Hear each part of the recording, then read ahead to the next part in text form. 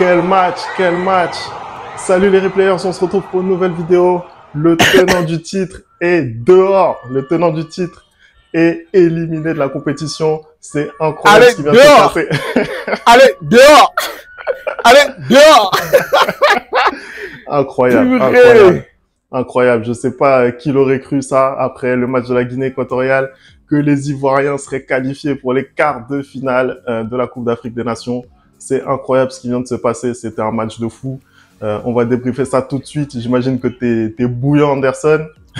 Bah écoute, un Femi, je suis en direct de Yamoussoukro. La Côte d'Ivoire vient de créer la sensation de cette Coupe d'Afrique des Nations, hein, après avoir pris un 1-0 contre le Nigeria, après avoir perdu 4-0 contre la Guinée équatoriale. Et ben le Côte d'Ivoire est en quart de finale et a terrassé les Lions de la Véranda. Les Lions de la Véranda vont prendre le vol pour Dakar ce soir.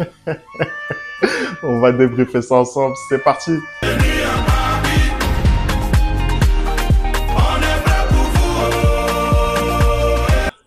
Allez, on commence tout de suite cette vidéo. Quel match, quel match. J'ai pas les mots. Les mots me manquent pour décrire ce qu'on a vu. Sincèrement, je pense que c'est le meilleur match depuis le début de la CAN. Et c'est les Ivoiriens qui s'en sortent au tir au but. Anderson, t'étais au stade. Déjà, raconte-nous un peu l'ambiance parce que ça devait être un truc de fou. Bah écoute, c'est simple, hein, Femi, je suis arrivé au stade, j'ai compris tout de suite que ça allait être un match très très compliqué pour les Sénégalais, tellement les Ivoiriens avaient rempli ce stade aujourd'hui. Moi qui ai assisté dans le même stade à Cameroun, Sénégal, et il y avait pratiquement uniquement que des Sénégalais. Là, ça a été inversé, il y avait uniquement que des Ivoiriens dans le stade et ils ont mis une ambiance du feu de Dieu. Et pourtant, ça n'a pas bien commencé. Pourtant, le Sénégal très vite a ouvert le score et a douché le stade Charles Konan par le but de Lamine Camara, par cette frappe impeccable.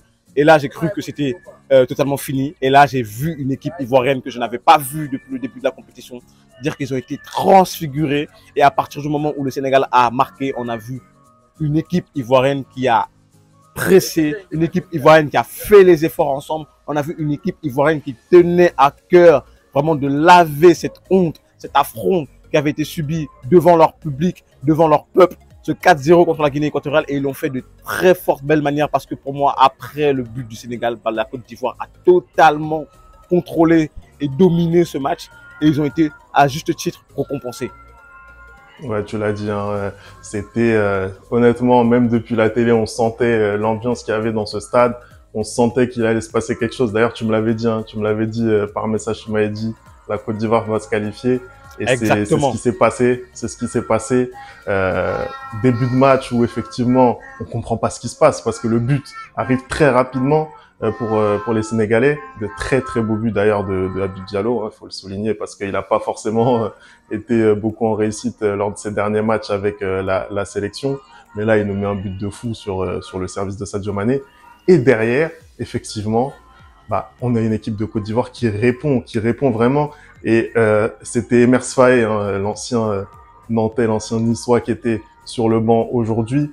Il a fait les choix qu'il fallait. Il a fait les choix qu'il fallait. Et en premier lieu, il décide de mettre sur le banc Franck Kessié. Franck Kessié, c'est un des cadres de cette équipe des éléphants.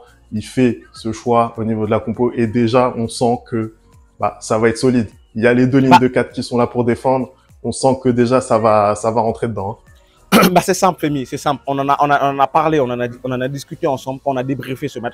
Je trouvais que ce milieu de terrain ivoirien était très bon, mais je trouvais que c'était totalement le même profil. Et là, en titularisant Seri, bah il a totalement changé son milieu de terrain. C'est-à-dire que il a permis à Seri d'être milieu défensif et il a dégagé Fofana et Sangaré un peu des tâches défensives, ce qui leur a permis eux de totalement se projeter et qui nous a donné du coup un match beaucoup plus attrayant. Et aussi la titularisation de Oumar Diakité qui a été très très remuant sur son côté, bah ça a servi en fait, et ça a servi. Et c'était un choix fort de mettre Kessié sur le banc, mais au final quand Kessié est rentré, il a apporté, c'est lui qui met le penalty, le tir au but victorieux au final. Et en fait je trouve que Emers Faé, il a fait les changements qu'il fallait tout simplement pour que cette équipe de Côte d'Ivoire puisse avoir un regain de confiance et que pour que cette équipe de Côte d'Ivoire puisse, comment dire, aller de l'avant après ce qui s'est passé. Ils étaient un peu peut-être perturbés et là, il a réussi à trouver les mots qu'il fallait pour motiver ses joueurs et ça a été une partie mais totalement formidable de la part des Ivoiriens, en fait.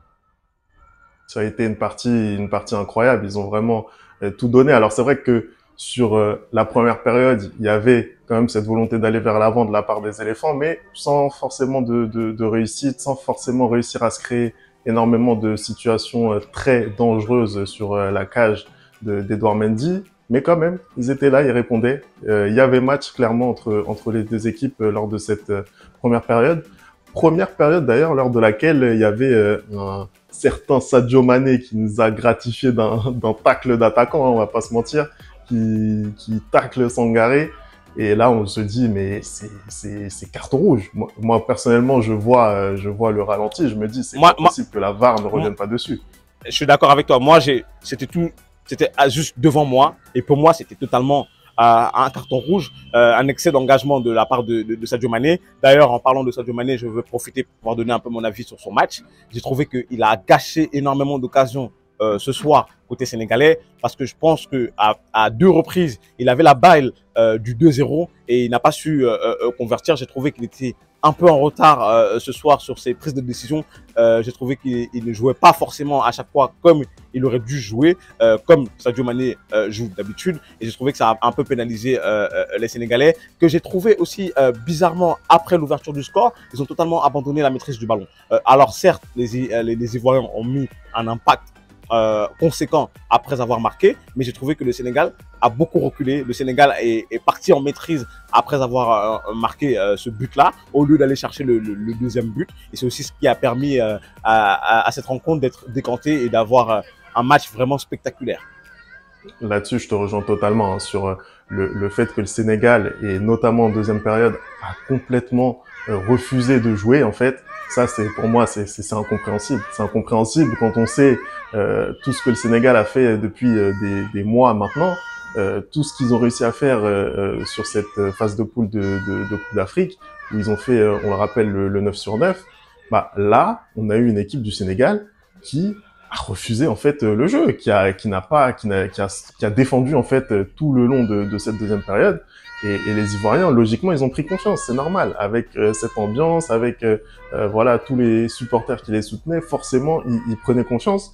Moi, quand même, sur cette équipe de Côte d'Ivoire, c'est vrai que voilà, ils ont vraiment fait un grand match, je trouve. Peut-être comment dirais-je, un léger voilà, un sentiment où tu as l'impression que tout le monde veut être le héros de cette équipe. Tu vois ce que je veux dire? C'est vrai, tu sens que, par exemple, ce soit un Diakité hein, qui fait un bon match. Tu vois, je trouve que il aurait pu lâcher le ballon plus facilement. Quand Pépé il rentre, je trouve même chose. Ça gratte un petit peu trop le ballon. Tu vois, ça fait pas forcément les choix qu'il faut. Tu vois. Même un Seko Fofana, je trouve que ça veut trop faire l'exploit tout seul. Tu vois, je suis d'accord un peu plus avec toi sur Seko Fofana que les deux autres, parce que pour moi, les deux autres, c'est un peu leur poste qui demande à ce qu'ils prennent ce genre de risque-là. Après, oui, ils peuvent être un peu plus altruistes. Notamment Nicolas Pepe, j'ai trouvé quand il fait sa rentrée, il y a plein d'occasions où il doit passer le ballon. D'ailleurs, il rate aussi la balle du 1 partout. Je comprends pas comment, à son niveau, avec tous les clubs qu'il a fait, comment il peut tirer sur Mendy de la sorte alors qu'il peut totalement l'ajuster.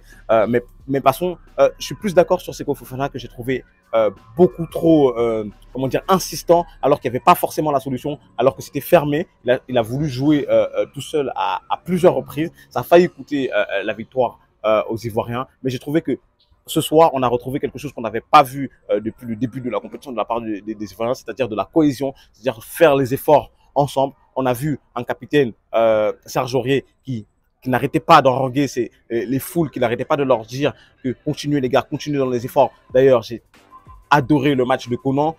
J'ai adoré aussi le match de Série. Vraiment, pour moi, c'est les deux qui ont été mais extraordinaires dans cette équipe de Côte d'Ivoire. Les choix tactiques d'Emer Faé, quand on voit les remplaçants, ils ont amené énormément de choses. Ils sont allés inquiéter cette défense sénégalaise. Pour moi, on était beaucoup plus proche du 2-1 d'ailleurs que des prolongations. Si la Côte d'Ivoire avait mieux négocié certains contres, vraiment, ils ont joué leur partition à la perfection ce soir. Et c'est totalement mérité. C'est totalement mérité. Cette victoire est totalement méritée. Certes, elle est obtenue au tir au but, mais pour moi, elle aurait dû avoir lieu dans le temps réglementaire. Et c'est totalement mérité face à une équipe du Sénégal qui a, écoute, qui a tenu son rang pendant les poules, mais les matchs à élimination directe, bah ça aussi ça. C'est-à-dire que tu as cette pression-là et peut-être que en poule, en mettant un but, ils auraient un peu plus joué parce qu'ils ils se seraient dit, bah on a 2 matchs derrière, on a un match derrière. Mais là, comme tu sais que c'est un match coup près, bah tu as peut-être moins envie d'ouvrir parce que tu as peur de prendre ce but-là qui va t'éliminer. Et finalement, c'est ce qui s'est passé. La Côte d'Ivoire, le Sénégal est hors de cette compétition-là. Le champion en titre est tombé. L'éléphant a écrasé le lion de la véranda. Non, je suis d'accord avec tout ce que tu as dit. D'ailleurs, je pense que Mendy nous a livré aussi un très très bon match. Je pense il a aussi retardé l'échéance. Et quand ton gardien il est aussi bon et qu'il est aussi mis en valeur, généralement c'est pas du tout bon signe. Ce que je te propose, Anderson, c'est qu'on regarde ce que ont pensé les Ivoiriens de cette qualification qui est vraiment inespérée. On regarde ça tout de suite. J'ai dit, tu crois? J'ai dit, avec tout ce que nous avons donné à toutes ces nations-là, hein, toute l'hospitalité que nous, la Côte d'Ivoire, a donné à toutes ces nations qui sont venues participer à la CAN, Dieu ne peut pas permettre que la Côte d'Ivoire descende comme ça. Jamais. On est des miraculeux. Notre victoire, c'est Dieu qui nous donne. C'est pas quelqu'un. On n'a pas besoin de marquer. Contre son camp, ça existe. On n'a pas besoin de marquer. Penalty, ça existe. On n'a pas besoin de faire tic-tac. On n'a pas besoin de faire tic-tac. Est-ce que la Côte d'Ivoire est vivante? Elle-même, elle va se marquer. Voilà. Parce que c'est Dieu qui fait ça. Oui. On va aller en finale. La Côte d'Ivoire en finale. On sera en finale. Pamba. Voilà. Vraiment, les Ivoiriens, c'est vraiment les plus drôles. C'est le deuxième peuple le plus drôle au monde. Le deuxième peuple le plus drôle au monde. C'est vrai, franchement, on est d'accord. Parce que les Camerounais qui perdent aussi, c'est vrai que c'est très très drôle. Mais écoute, on est premier partout. En tout cas, là, ce sont les Ivoiriens qui sont qualifiés pour les quarts de finale. Leur adversaire n'est pas encore connu. Ça sera soit le Mali, soit le Burkina Faso. Est-ce que tu les penses capables? C'est pas le Cap-Vert? C'est pas le Cap-Vert. C'est pas le Cap-Vert.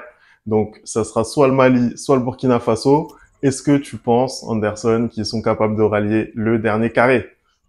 Mais totalement. Totalement. Je vais pas te mentir, Femi. En fait, je pense que le 4-0 les a vraiment remis les idées en place. Je pense que là, on a vu une équipe de Côte d'Ivoire avec une envie. Je pense qu'il y a plein de supporters ivoiriens au stade qui me disaient, j'ai pas vu la Côte d'Ivoire jouer de cette manière depuis 2016. Et je pense qu'ils ont raison. C'est-à-dire que même la victoire, il m'a notamment dit que même la victoire contre les Seychelles, je crois que c'était 9-0, ils jouaient pas avec une telle envie, en fait. Ce soir, je pense que les Ivoiriens ont pris conscience de la honte qu'ils avaient mis sur leur peuple avec ce 4-0 là. Et ils ont mouillé le maillot. Et je pense que s'ils continuent à mouiller le maillot de cette manière-là pour le reste de la compétition, bah, ça va être très, très dur à battre, en fait. Surtout que le public ivoirien s'est enfin réveillé. Hein. On a eu un public digne de ce nom ce soir. C'est-à-dire que de la première à la 90e minute, ils ont été derrière les éléphants. C'est-à-dire que même quand ils ont encaissé le but, bah, ils ont continué à encourager leur équipe. Donc, je ne vois pas ce qui pourrait empêcher là, aujourd'hui, la Côte d'Ivoire de rallier le dernier carré. Et peut-être même d'aller gagner, qui sait, cette compétition-là. On les avait mis parmi nos favoris au début quand on a fait la série En route vers la CAN. Et c'est normal parce que tu joues à domicile. Et quand tu joues à domicile, bah, tu te sens pousser des ailes. Je pense que là, pendant 90 minutes, pendant les 120 minutes, le public a énormément joué sur l'état d'esprit de cette équipe. Bah écoute, autant sur les premiers matchs, on a pu penser que le public allait inhiber ses joueurs. C'est un petit peu ce qui s'est passé en phase de poule. Mais là, justement, le public, il a joué son rôle. Il a joué son rôle de 12e homme. Et en vrai de vrai, ça va vraiment aider cette équipe ivoirienne lors des quarts de finale. Sincèrement, on pensait que le Sénégal allait rouler sur sa moitié de tableau et retrouver peut-être une équipe comme le Maroc en finale. On voit que le football, c'est pas aussi simple que ça. Le football, c'est pas des mathématiques. Ouais. Le football, c'est pas des baskets. Le football, c'est pas le basket. Le football, c'est pas le tennis. C'est le meilleur sport au monde, hein. Il y a aucun sport qui peut procurer autant de sensations. Franchement, les scènes de liesse, pardon, les embrassades, comment dire, la joie que j'ai vue dans les rues de Yamoussoukro, c'est extraordinaire. Je pense que quand ton pays organise la CAN et que tes joueurs arrivent à livrer une prestation pareille, bah le peuple est plus que ravi. Hein. Comme ils ont dit, ils étaient morts, donc ils avaient plus rien à perdre. Et les Ivoiriens leur ont vraiment donné la plus grosse des joies, hein, vraiment, ce soir-là. Je pense qu'ils sont heureux, mais à un point, on s'imaginent même pas, en fait. Ouais, franchement, ça doit être quelque chose. T'as eu la chance de vivre sans Anderson. En tout cas, voilà. Et Victoire des Ivoiriens au tir au but, mais victoire quand même. Les Sénégalais sont dehors. Un but j'ai partout, un petit mot. score final. Oui. J'ai un petit mot pour un petit Sénégalais là, qui rigolait sur les lions indomptables qui ont pris le chemin de Yaoundé. Eh ben, écoute, les 5 étoiles qu'on a sur le maillot, bah, c'est pas par hasard. Gagner la CAN 2 fois de suite, bah, c'est pas donné à tout le monde, hein. Écoutez, hein. Donc, votre humilité, là, prenez-la, allez vous entraîner et revenez l'année prochaine et peut-être que vous allez gagner. Voilà ce que j'ai envie de dire. Voilà ce que j'ai envie de dire à @OGPrince. Ah, comme ça, c'est dit. La personne se reconnaîtra. En tout cas, voilà. Qualification ivoirienne. On a hâte de voir ce qui va se passer encore dans la suite de cette CAN. Merci d'avoir regardé cette vidéo. On n'oublie pas les bonnes habitudes, @le replay foot. Vous n'hésitez pas à commenter, à réagir sur ce match. Nous, on continue à suivre cette Coupe d'Afrique des Nations avec les débriefs, les réactions des supporters. Bref, vous connaissez déjà, vous connaissez. Nous, on se retrouve très vite pour une nouvelle vidéo. Ciao!